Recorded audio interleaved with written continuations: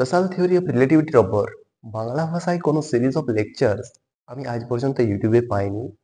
আমার চেষ্টা সেই শূন্যস্থানটি পূর্ণ করা।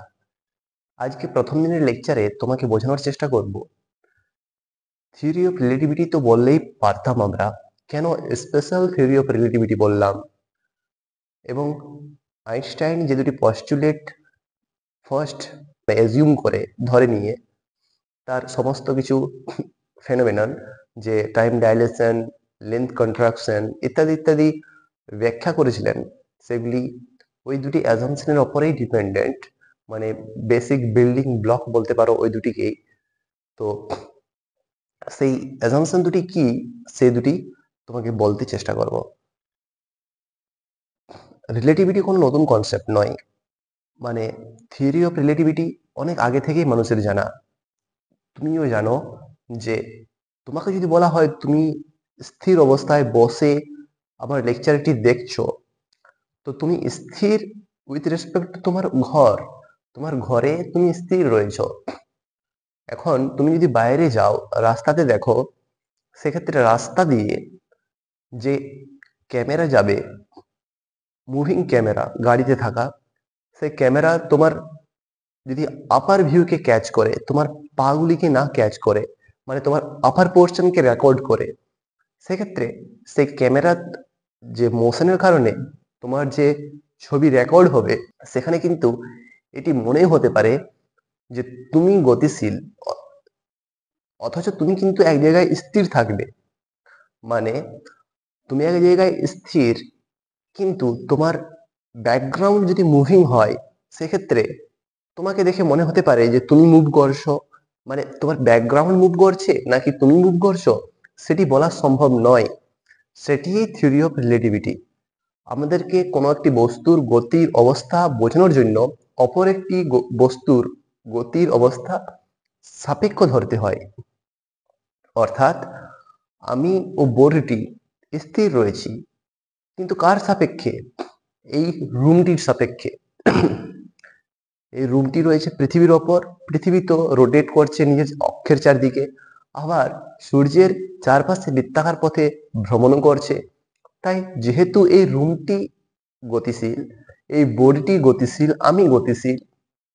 কেন আমরা বলছি না যে আমি ও বোর্ডটি গতিশীল? কারণ আমি উইথ রেসপেক্ট টু এই যে মাঠ, সে মাঠের রেসপেক্টে বলছি আমি স্থির।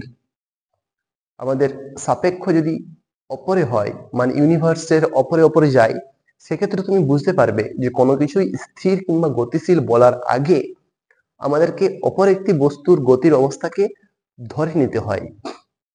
উদাহরণস্বরূপ, তুমি যদি মহাকাশে যাও, সেক্ষেত্রে সমস্ত জায়গায় অন্ধকার। সেক্ষেত্রে তুমি ও একটি লাইট সোর্স কে গতিশীল সেটি বুঝে ওঠা সম্ভব তোমার পক্ষে হবে না। কারণ তুমি তো বুঝতেই পারছো না যে লাইটটি গতিশীল নাকি তুমি। এই কনসেপ্টটি প্রথমবার আইনস্টাইনই দেন। অর্থাৎ আমরা বলতে পারি না যে কে গতিশীল কে স্থির। তার আগে পর্যন্ত আমাদের রিলেটিভিটিতে এটি ধারণা ছিল যে কোনো একটি বস্তুর গতি বোঝানোর জন্য অপর একটি বস্তুর সাপেক্ষ ধরতে হবে। কিন্তু এই ধারণাটি ছিল না যে আমরা বলতে পারি না কোনটি স্থির কোনটি গতিশীল। এটি আসার পরেই আমরা থিওরি অফ রিলেটিভিটিকে স্পেশাল থিওরি অফ রিলেটিভিটি বলি। এবং এটি ডিসক্রাইব করার জন্য আইনস্টাইন নিজের যে paper on the electrodynamics of moving bodies, সেখানে তিনি বলছেন ফ্যারাডেস ফেমাস এক্সপেরিমেন্ট, যেখানে কয়েল ও ম্যাগনেট দ্বারা কারেন্ট প্রডিউস হয়। ফার্স্ট কেস তিনি বলছেন যে ম্যাগনেট যদি মুভিং হয় এবং কয়েল স্থির থাকে, সেক্ষেত্রে কয়েলে যে কারেন্ট তৈরি হয়, সেটি যে মেকানিজম, সেটি কিন্তু সম্পূর্ণ আলাদা যদি ম্যাগনেটটি স্থির থাকে এবং কয়েল মুভিং হয়।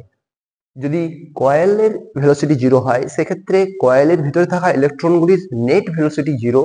থার্মাল মোশনের কারণে যে হেজিটেশন, তার কারণে ইলেকট্রনের মোশন রয়েছে, কিন্তু নেট একটি নির্দিষ্ট ডাইরেকশনে কোনো মোশন নেই, সেই কারণে কোনো কারেন্ট নেই।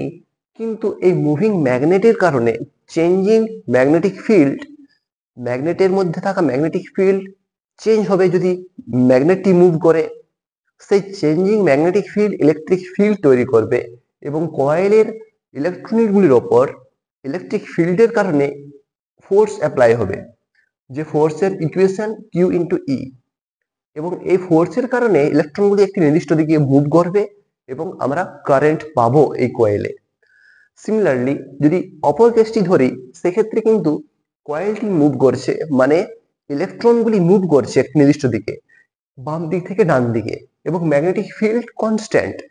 কিন্তু একটি ম্যাগনেটিক ফিল্ডে যদি মুভিং চার্জ থাকে, সেক্ষেত্রেও কিন্তু চার্জের ওপর ফোর্স লাগে, মানে ফোর্স প্রযুক্ত হয় একটি মুভিং চার্জের ওপর ম্যাগনেটিক ফিল্ডে।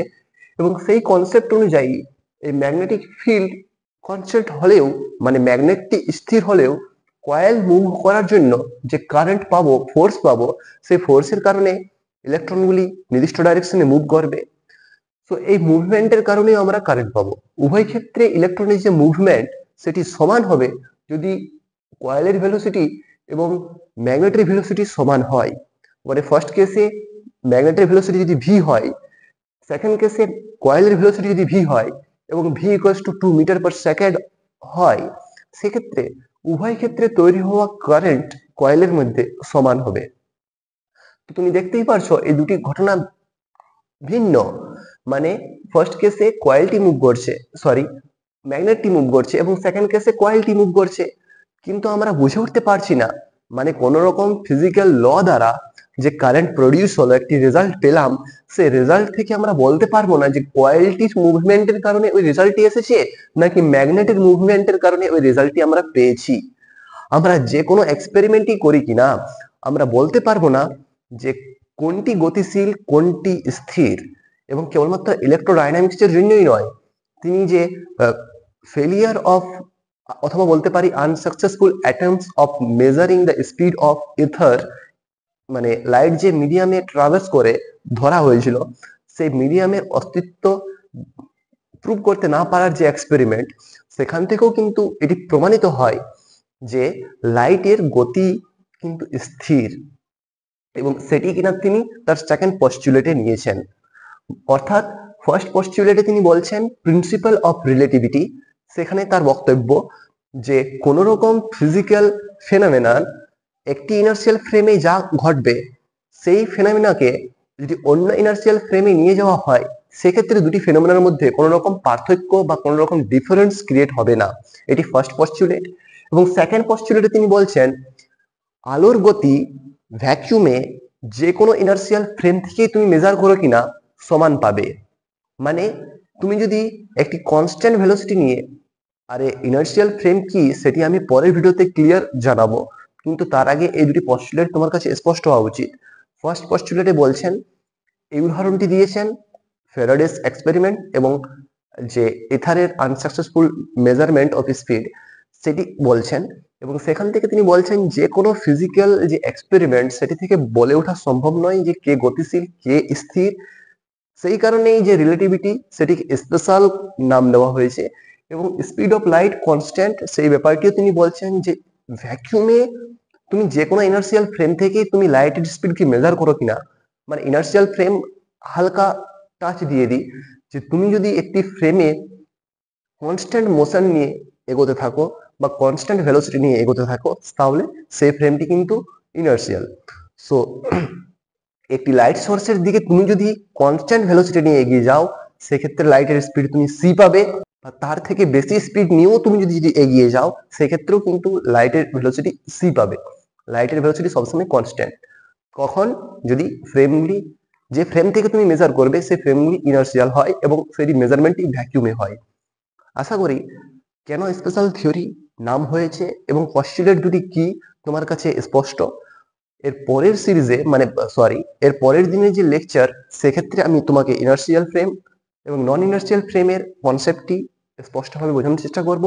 তার সাথে সাথে যদি হয়ে ওঠে যে ইথারের যে ডিসপ্রুভ এক্সপেরিমেন্ট, সেটি তোমাকে জানানোর চেষ্টা করবো। ততক্ষণ পর্যন্ত যদি কোনো জায়গায় কোনো রকম কনফিউশন থেকে থাকে, অবশ্যই কমেন্টে তোমার মতামত জানাবে এবং ভিডিওকে লাইক করতে ভুলো না। Thank you.